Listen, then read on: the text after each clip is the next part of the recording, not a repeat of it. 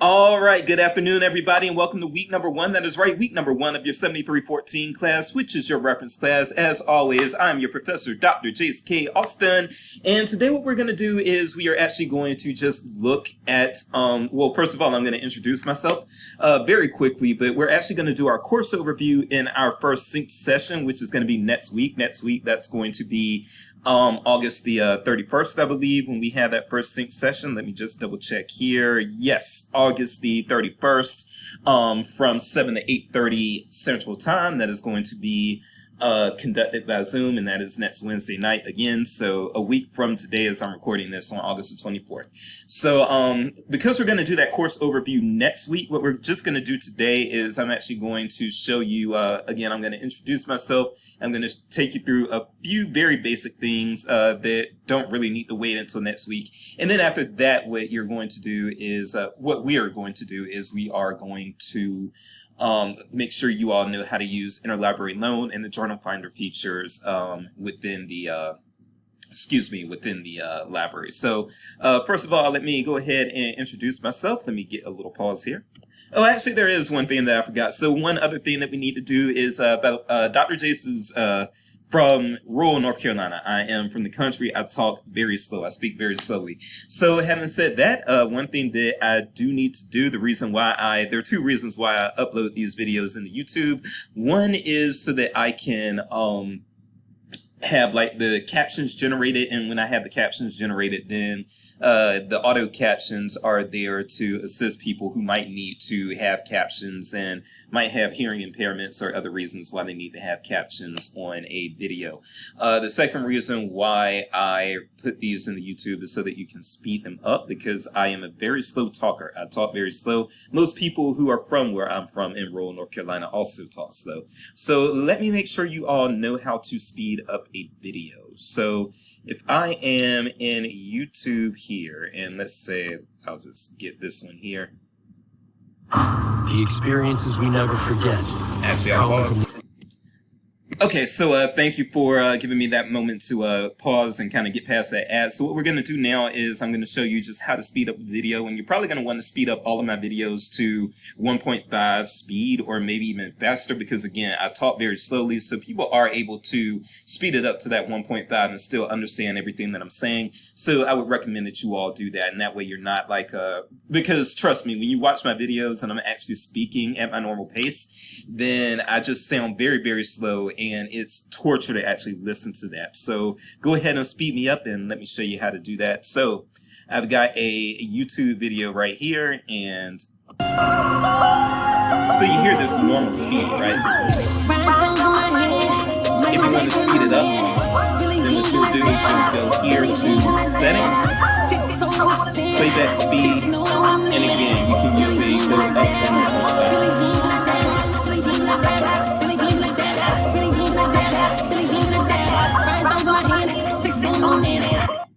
And so you heard that music sped up when I did that. And so, again, you probably want to go to 1.5. Some people do 1.25, 1.75. But just speed me up at the normal speed I talk too slowly, okay? So that is how you speed a video up. And now we're going to get back, and I am going to introduce myself to you a little bit. Okay, so again, I do... let me just put this back out there. I think this is in one of the announcements as well, but let me put it back out there that I do these check-in videos. Usually I'll have them uploaded by Wednesday morning. This case was a special case this first week of the semester. Catching up on a few things. My wife's birthday weekend was last weekend, and my daughter is teething her molars. She's 2, so I thought she was done with teething, but apparently not. She's getting these molars, and so she's staying up all night again. But having said that, yes, generally I will have a check-in video posted up by Wednesday morning every week, unless it's a week where we have a synced session, and that includes next week. Next week we're going to have a synced session, so I don't post up check-in videos on those weeks. The check-in videos are optional, but they do add a lot of context to the class, and they do facilitate kind of like a dialogue and exchange between the professor and the class. And yeah, it helps make each iteration of the class unique, so that I'm not just opening up a Canvas shell course and just delivering it each semester. No, every semester you have a different group of students, so you want to have a different flavor to the class and all of that, okay? So that's the reason why I do these check-in videos, but again, we won't have one next week because there's a sync session next week and I don't want to overload you all. The check-in videos, they won't necessarily help you improve your grade, but for some people, they can be helpful with their grade. For some people, they're not, but I will say, it's often about half and half in my classes where when I post these check-in videos, half of the students watch them, half of them don't. And again, it's optional, but the ones that don't watch them, I haven't seen where they actually do worse in the class. So it's just up to you. It's up to you and if you're interested in it or not. And usually in this reference class, what I use the check-in videos for the most part, for most weeks, is that I use them to teach some sort of skill. Not actually teach the skill to the point of proficiency, but introduce the students to some sort of skill, usually a skill related to using a database or using some of the reference material. So that's what I usually use these for. And again, today that's what I'm going to be doing, showing you Journal Finder and Interlibrary Loan, making sure you all know how to use that, because we can't assume that you all are aware of those features and how to use them and everything. And that way, for the rest of your time in the CISL program, you can use Journal Finder, you can use Interlibrary Loan in order to assist you in order to get resources that you otherwise might not have had access to and that sort of thing. So this is to help you out there. And yeah, a lot of the students who do watch the check-in videos in the reference class, they do at least say, well, yeah, I picked up a lot of new skills, learned a lot of different databases and that sort of thing with that, and got a lot of good practice in with those. So having said that, let's go ahead and let me introduce myself here. Again, we'll do the course overview. We're going to do the entire course overview, including syllabus review and assignment review and those sorts of things. We'll do those on August the 31st. But just to introduce you to who I am right now, again, I am Dr. Jason Austin, aka Dr. Jace. That's what most of my students just call me, Dr. Jace. I am an assistant teaching professor, so a non-tenure track faculty member, full-time faculty member here at the University of Missouri, and you can reach me at austinj@missouri.edu. That's the best way to reach me. However, I do have a work phone at 816-235-1875. But again, I would recommend you try to get in touch with me via email. And if you try to get in touch with me via email, I'm usually able to respond to you within about 72 hours or less. All right. And if you have any issues or questions, you can put those in the questions area of the discussion area as well, or you can just email me. Either way, whatever your preference is. If you put it in the discussions area, I'll get to it, and it might be something that your classmates also had a question about, so it's not necessarily a bad idea to put it in the questions area. But if you have something that's more immediate that you want me to address more immediately, then I might get to it faster if you get it to me by email. So that's how that goes. Again, with the introductions, sorry, I'll get into formal introduction now. So I am Dr. Jace Austin. I am originally from Soul City, North Carolina. That's a real place, Soul City, North Carolina. You can Google that. That's in Warren County, North Carolina. I got my undergraduate degree in English from the University of North Carolina at Wilmington, UNCW, back in 2005. I finished my MLS at North Carolina Central University, which is the only historical black college to have an ALA accredited library of science program. I finished at Central in 2008, and then I got my PhD in library and information science from the University of South Carolina in 2017. So I have written a dissertation. I've done all the things. I have paid my dues, and now I am here, hopefully, to finish out my career. I should be able to retire in about 25 years' time. I have been here at Mizzou since 2018, so I believe I'm going into my 5th year. It's either my 4th year or my 5th year. Who knows at this point? But what I do know is I am hoping to just retire here. It looks like my career is plateaued, and so I can hopefully just stick around with this job until it is time for me to retire, but we'll see how that goes. Hopefully I don't get myself fired or have myself subjected to any layoffs, but we'll see. All right, let's move into for personal life, yeah, I guess I can include that too. So for personal life, I am married. I got married back in December of 2021. My wife is a school teacher with the Kansas City Public School District, and we are adopting a foster child that I have who just turned 2. Hopefully the adoption will be finalized in a few weeks, and so I have a little family here going on, and I've even got a dog who is taking a nap. His name is Max. He's a little a Morkie, a half Yorkie, half Maltese, and yeah, he's just a good guy who sleeps most of the time, and that's why we like him, because he doesn't require a whole lot of time. Okay, so that is it with me, and so let's make sure you all know how to use those journal features and those interlibrary loan features. So we're going to go ahead and get into those, and let's get started.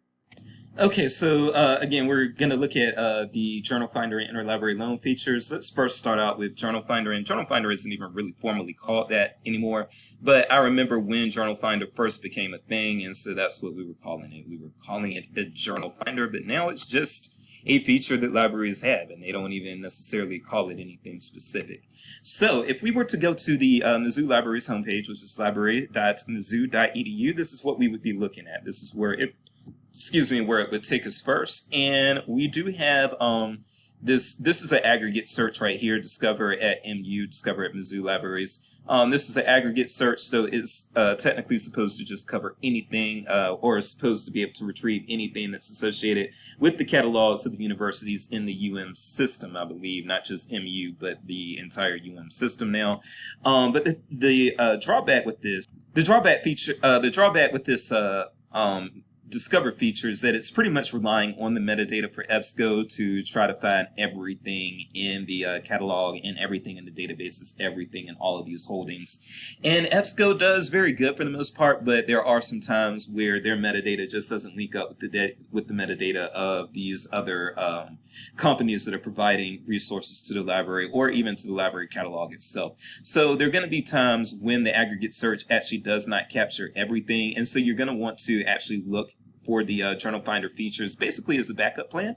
And so this is a way to, if you can't find a article in a journal or in a newspaper or magazine or anything like that, in a periodical basically, if you can't find that within the Discover tool, which is the aggregate tool, then a good thing to do is to try to actually find the issue of the periodical itself and see if you can locate the article in there. And so that's what I'm going to try to show you how to do right now. So we are going to make me small here, and I'm actually going to pause a little bit to open up a Google Scholar tab here. Hold on. Okay, and so we're going to have this Google Scholar tab, and let's actually just put in a search here. Let's do, we don't want to do any of those right now, I don't think, but let's do something that has been, let's do like Trump and immigration. There we go. All right, so let's do Trump and immigration. Now, when you're in Google Scholar and you see these little links over here to the right, what those links over here to the right mean is that you have some sort of access to it if you, to the full text even, if you click that link. So if you click that link, that means that you have some full text access, whether it is free over the web, full text access, or if your library is actually, if your Google account is actually tied to a library, or your computer is tied to a library of some sort. And I don't know the minutiae of how that works, so forgive me. But if your computer is tied to a library of some sort, then a lot of times what this will do is this will link you to the permalink for accessing that article or that material at your library. But if you don't see one of those, and I'm going to have to pause this to find one that I don't see the link. Hold on. Okay, so here's one, and by the way, I cheated to make sure that we actually had this journal too before I actually started with the recording again. So yeah, I cheated, I apologize for that, but I did want to kind of show you through the process so that you're not just kind of lost or watching me kind of bumble through. But a lot of times, one thing that you have to remember as you are doing reference work, one thing that you have to remember is that searches are just not going to be as straightforward as the search that I'm doing right now is going to appear. And the reason why this search even seems straightforward is because I sort of paused the video to make sure that I could find the things that I needed to show you before I actually showed them to you so that I could make the video faster. But it's just not going to be this straightforward most of the time. So, and if it was this straightforward most of the time, you wouldn't need librarians. So that's what it is. But having said that, yes. So let's say that we don't have this link right here. So we are going to use that Journal Finder feature in order to find this article here. And it looks like this article is from the Journal of, I don't know how to even pronounce that word, but the Journal of That Word Studies. And we are going to click this first of all, so that we can get all the other types of information we need. And as you can see here, yes, it looks like we only have access to the abstract here. It doesn't look like so stop.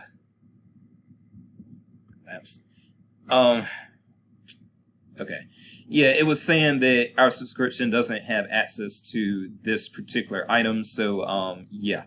What we have to do is we have to use the Journal Finder feature in order to find it, because it is locked behind a paywall here. Only the abstract is visible to us right now. And so I will show you exactly what you need to do in order to try to get this material. So if you, again, come back to the library homepage, which is this library.missouri.edu, and then you go to find a specific journal. And again, I am already aware that we have this journal because I looked, but you're not always going to know. And so what you do in order to find out, when you click that find a specific journal, it's going to bring you to Full Text Finder here, which used to be called a Journal Finder. You put in the name of the journal and it comes out here. You click that and click search. And this pops up, and then you can click Full Text Access, and you'll see all these different all of these different options here. You got 4 options. Sometimes you'll have more, sometimes you'll have less, sometimes you won't have options at all. But what you want to do is find one of the options that includes the date range that you're going to be working with. And the date range that we're going to be working with here is going to be winter 2020. So winter 2020, all of these say from the 90s until the present. Well, this one says from the 60s until present. This one is this check is not an actual database. That's for the University of Missouri to pull its paper copies. And then Project Muse, they don't have access from the 90s. They have it from 2015 on. But any of these, you can use it in order to access this journal. We're going to go ahead and go with Classical Academic Search Premier. We're going to get in here, and then the way that you complete your search is to go ahead and try to find the article based on this other information, winter 2020. We can go to 2020 here. And we can go to volume 55, number 1. Volume 55, number 1. This is this one right here. And what this will do is it'll bring us to all of the articles within this issue. So this is volume 50, I think 55, issue 1, right? Yeah, volume 55, issue 1. This is the 15 articles that are contained within this issue. And then from here, what you would do is you would go back to your article title and then just try to find that. And it starts on page 91. So we'll scroll down until we get to page 91, 63, 82, 91. This is the one we want right here. And then we've got that full text right there. Okay. And it'll load there, and then you can download that, read it, and do whatever you need to do with it, okay? So that's how the Journal Finder feature works. And that will, a lot of times, still find you a lot of things that you're not able to find by using the aggregate search tool, which is that Discover tool, okay? So that's how that works. And the last thing that we're going to show you here, and hopefully I'll be able to show you this within 5 minutes, is going to be the interlibrary loan feature. So let's go ahead and show you that, and then we will stop this video, and I'll be ready to see you next Wednesday. So pause, and let's get ready for interlibrary loan. All right, so for the interest of time, I am not going to show you this, but this article that I am looking at here comes from a journal that I do not have access to when I use the Journal Finder feature, this Discourse and Conflict journal here. I'm going to go ahead and click this. You don't really need to see that it doesn't have, that we don't have the access, but trust me, when I put Discourse and Conflict into the Journal Finder feature, it didn't come up. So that means that this is not a journal that we are subscribed to or have any of the issues toward. So if you want something from a journal and we do not have access to that journal at all, then what you will need to do is use the interlibrary loan feature, and you have already paid to use interlibrary loan, so please go ahead and use it. It is included in your tuition, and so if you do not use the interlibrary loan feature, then you are just wasting Well, you are getting more bang for your buck if you do use it. Let me just say that. And then let me also say that you can use interlibrary loan for anything. So if you want to, if there's some newspaper articles that you want to read just for pleasure, that are paywalled or anything like that, you can go ahead and use the interlibrary loan feature for that too. And you can access newspaper or journal articles that are paywalled and that you cannot get through the regular Missouri catalog and regular Missouri holdings. You can use interlibrary loan for that. So just remember that this is a very underutilized resource, but you can get a load out of it if you were to try. Okay, so here is the information that we have here for this particular article that we want that is in this discourse and conflict journal. And actually, I am... Okay, so I'm not seeing some information that I wanted, so I'm actually going to, I don't know, oh, it looks like they don't have volume and issue, so that's why, because I'm like, where's the volume and issue information? And it looks like they don't have it. Let's see. Yeah, they don't. So normally most articles are actually going to, oh, and that's because this is not a, all right, I'm sorry. This is not a journal article. Okay, let me actually try to find a journal article. See, when I tell you these processes are not linear, that's what I mean. And I even just got tricked, and it's embarrassing because I'm being recorded, and I just wasted a little bit of your time with that. But this is to show you that the process isn't linear, so maybe that isn't such a waste of time, and I hope you sped this video up. Okay, so this is going to work out better. So if we have this article right here, which is the, it's coming from the Journal of Ethnic and Migration Studies. And as you can see, it says up here, access provided by University of Missouri, Columbia. So I only have an abstract here. And what is probably going on here is that because the computer does recognize, or Taylor and Francis, I should say, does recognize that I am affiliated with the university as I try to access this article. But when I click this full article button here and try to access this full article, you will see that I am brought to this paywall. So this paywall means that I do not, or I possibly do not have this access through my university. Now, this does say access through your institution, so there is a chance that I could log in here and still get the access, but I believe that I am already in the access provided by university. I believe basically that it's already picking up the proxy here, and so this is probably an indication that I just don't have this article because access to this article through Mizzou because I am already logged in. So what I'm going to do is I am going to go ahead and fill out an interlibrary loan request in order to get this article. So if you want to fill out an interlibrary loan request, what you would do is you would again go to the library homepage, which is library.missouri.edu, and you will go to request an item, interlibrary loan at MU. You come here. First, you will have to log in. So I'll log in here.